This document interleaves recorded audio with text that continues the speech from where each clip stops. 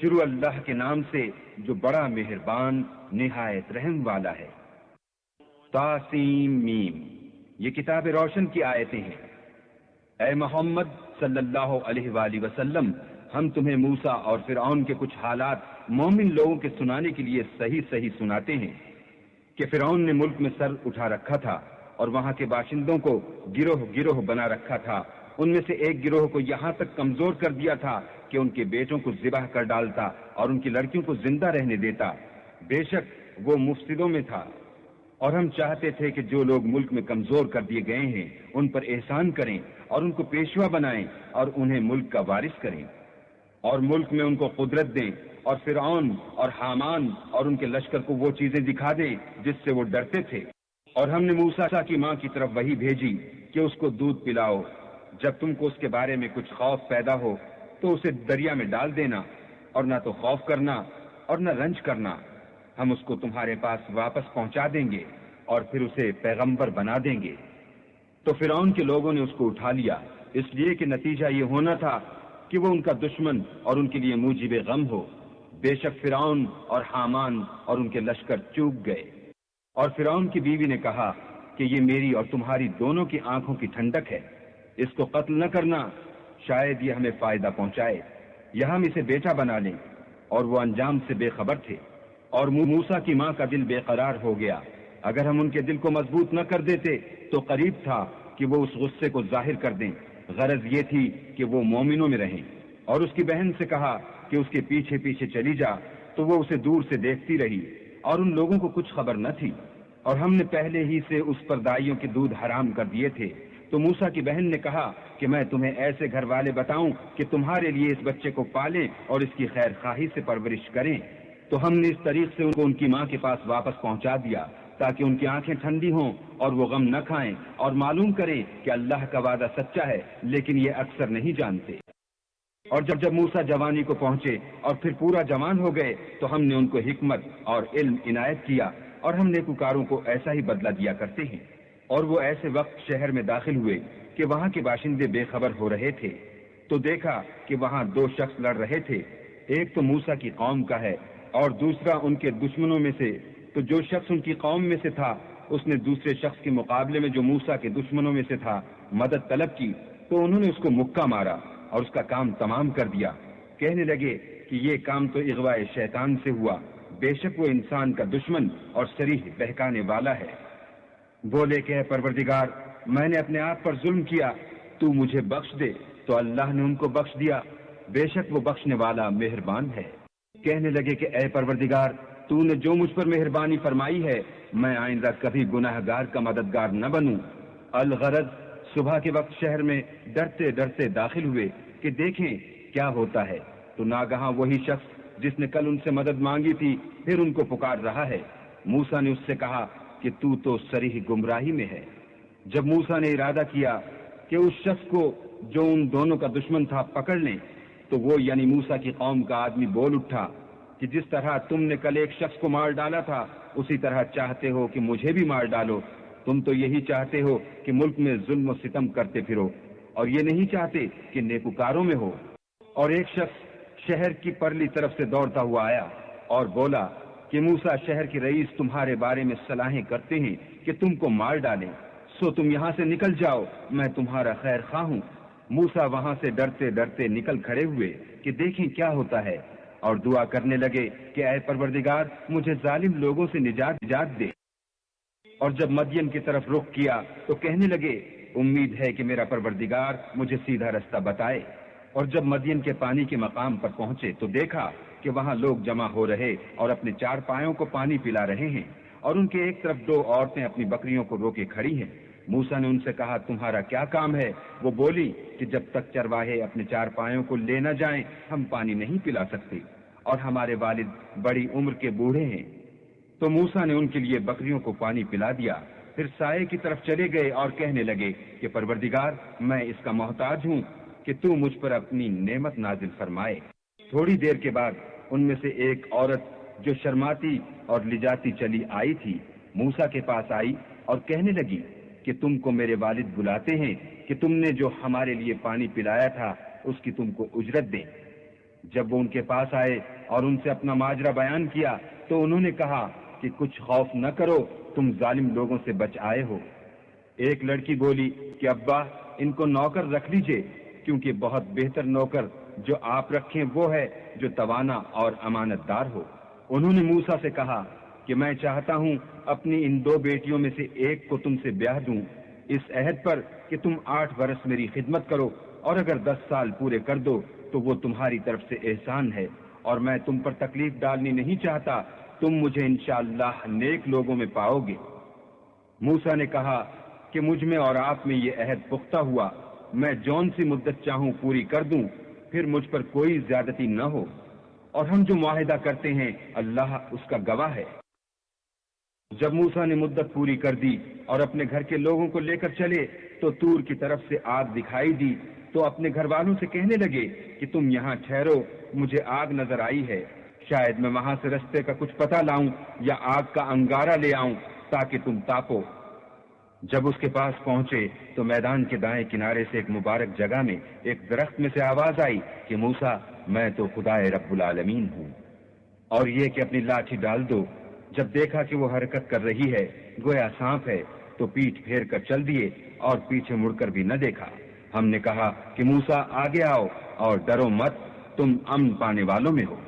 جب اپنا ہاتھ گریبان میں ڈالو تو بغیر کسی عیب کے سفید نکل آئے گا، اور خوف دور ہونے کی وجہ سے اپنے بازو کو اپنی طرف سکیڑ دو۔ یہ 2 دلیلیں تمہارے پروردگار کی طرف سے ہیں، ان کے ساتھ فرعون اور اس کے درباریوں کے پاس جاؤ کہ وہ نافرمان لوگ ہیں۔ موسیٰ نے کہا اے پروردگار، ان میں کا ایک شخص میرے ہاتھ سے قتل ہو چکا ہے، سو مجھے خوف ہے کہ وہ کہیں مجھ کو مار نہ ڈالے، اور ہارون جو میرا بھائی ہے اس کی زبان مجھ سے زیادہ فصیح ہے، تو اس کو میرے ساتھ مددگار بنا کر بھیج کہ میری تصدیق کرے، مجھے خوف ہے کہ وہ لوگ میری تکذیب کریں گے۔ اللہ نے فرمایا ہم تمہارے بھائی سے تمہارے بازو کو مضبوط کریں گے اور تم دونوں کو غلبہ دیں گے، تو ہماری نشانی کے سبب وہ تم تک پہنچ نہ سکیں گے، اور تم اور جنہوں نے تمہاری پیروی کی غالب رہو گے۔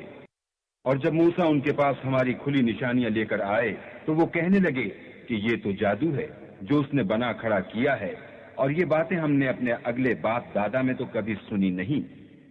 اور موسیٰ نے کہا کہ میرا پروردگار اس شخص کو خوب جانتا ہے جو اس کی طرف سے حق لے کر آیا ہے اور جس کے لیے عاقبت کا گھر یعنی بہشت ہے، بے شک ظالم نجات نہیں پائیں گے۔ اور فرعون نے کہا کہ اے اہل دربار، میں تمہارا اپنے سوا کسی کو اللہ نہیں جانتا، تو حامان میرے لیے گارے کو آگ لگا کر اینٹیں پکا دو، پھر ایک اونچا محل بنا دو تاکہ میں موسیٰ کے اللہ کی طرف چڑھ جاؤں، اور میں تو اسے جھوٹا سمجھتا ہوں۔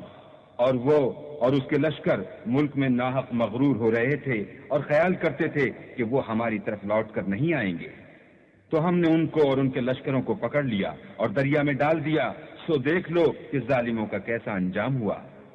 اور ہم نے ان کو پیشوا بنایا تھا، وہ لوگوں کو دوزخ کی طرف بلاتے تھے، اور قیامت کے دن ان کی مدد نہیں کی جائے گی، اور اس دنیا میں ہم نے ان کے پیچھے لعنت لگا دی، اور وہ قیامت کے روز بھی بد حالوں میں ہوں گے۔ ہم نے پہلی امتوں کے ہلاک کرنے کے بعد موسیٰ کو کتاب دی جو لوگوں کے لیے بصیرت اور ہدایت اور رحمت ہے تاکہ وہ نصیحت پکڑیں۔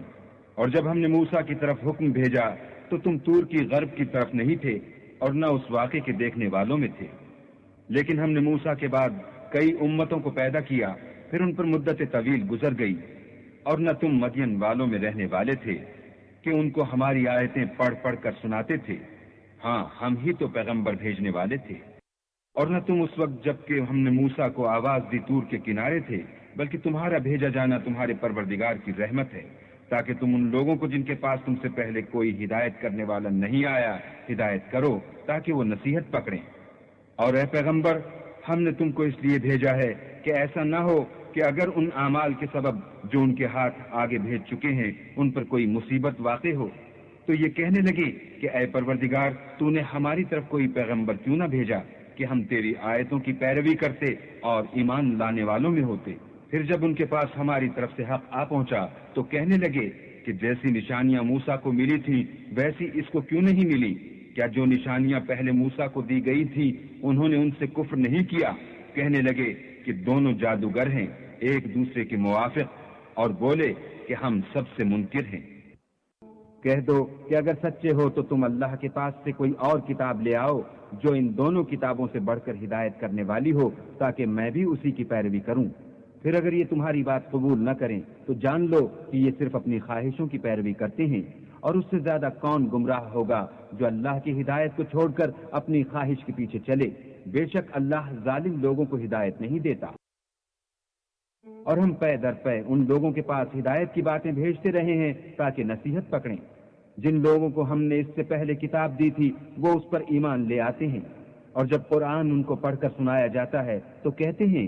کہ ہم اس پر ایمان لے آئے، بے شک وہ ہمارے پروردگار کی طرف سے برحق ہے، اور ہم تو اس سے پہلے کے حکم بردار ہیں۔ ان لوگوں کو دگنا بدلہ دیا جائے گا کیونکہ صبر کرتے رہے ہیں اور بھلائی کے ساتھ برائی کو دور کرتے ہیں، اور جو مال ہم نے ان کو دیا ہے اس میں سے خرچ کرتے ہیں۔ اور جب بیہودہ بات سنتے ہیں تو اس سے منہ پھیر لیتے ہیں اور کہتے ہیں کہ ہم کو ہمارے اعمال اور تم کو تمہارے اعمال، تم کو سلام، ہم جاہلوں کے خواستگار نہیں ہیں۔ اے محمد صلی اللہ علیہ وآلہ وسلم، تم جس کو دوست رکھتے ہو اسے ہدایت نہیں کر سکتے، بلکہ اللہ ہی جس کو چاہتا ہے ہدایت کرتا ہے، اور وہ ہدایت پانے والوں کو خوب جانتا ہے۔ اور کہتے ہیں کہ اگر ہم تمہارے ساتھ ہدایت کی پیروی کریں تو اپنے ملک سے اچک لیے جائیں۔ کیا ہم نے ان کو حرم میں جو امن کا مقام ہے جگہ نہیں دی جہاں ہر قسم کے میوے پہنچائے جاتے ہیں، اور یہ رزق ہماری طرف سے ہے، لیکن ان میں سے اکثر نہیں جانتے۔ اور ہم نے بہت سی بستیوں کو ہلاک کر ڈالا جو اپنی فراخی معیشت میں اترا رہے تھے، سو یہ ان کے مکانات ہیں جو ان کے بعد آباد ہی نہیں ہوئے مگر بہت کم، اور ان کے پیچھے ہم ہی ان کے وارث ہوئے۔ اور تمہارا پروردگار بستیوں کو ہلاک نہیں کیا کرتا جب تک ان کے بڑے شہر میں پیغمبر نہ بھیج لے جو ان کو ہماری آیتیں پڑھ پڑھ کر سنائے، اور ہم بستیوں کو ہلاک نہیں کیا کرتے مگر اس حالت میں کہ وہاں کے باشندے ظالم ہوں۔ اور جو چیز تم کو دی گئی ہے وہ دنیا کی زندگی کا فائدہ اور اس کی زینت ہے، اور جو اللہ کے پاس ہے وہ بہتر اور باقی رہنے والی ہے۔ کیا تم سمجھتے نہیں؟ بھلا جس شخص سے ہم نے نیک وعدہ کیا اور اس نے اسے حاصل کر لیا تو کیا وہ اس شخص کا سا ہے جس کو ہم نے دنیا کی زندگی کے فائدے سے بہرہ مند کیا؟ پھر وہ قیامت کے روز ان لوگوں میں ہو جو ہمارے روبرو حاضر کیے جائیں گے، اور جس روز اللہ ان کو پکارے گا اور کہے گا کہ میرے وہ شریک کہاں ہیں جن کا تمہیں دعویٰ تھا، تو جن لوگوں پر عذاب کا حکم ثابت ہو چکا ہوگا وہ کہیں گے کہ ہمارے پروردگار یہ وہ لوگ ہیں جن کو ہم نے گمراہ کیا تھا، اور جس طرح ہم خود گمراہ ہوئے تھے اسی طرح ان کو گمراہ کیا تھا۔ اب ہم تیری طرف متوجہ ہو کر ان سے بیزار ہوتے ہیں، یہ ہمیں نہیں پوچھتے تھے۔ اور کہا جائے گا کہ اپنے شریکوں کو بلاؤ تو وہ ان کو پکاریں گے اور وہ ان کو جواب نہ دے سکیں گے، اور جب عذاب کو دیکھ لیں گے تو تمنا کریں گے کہ کاش وہ ہدایت یاب ہوتے۔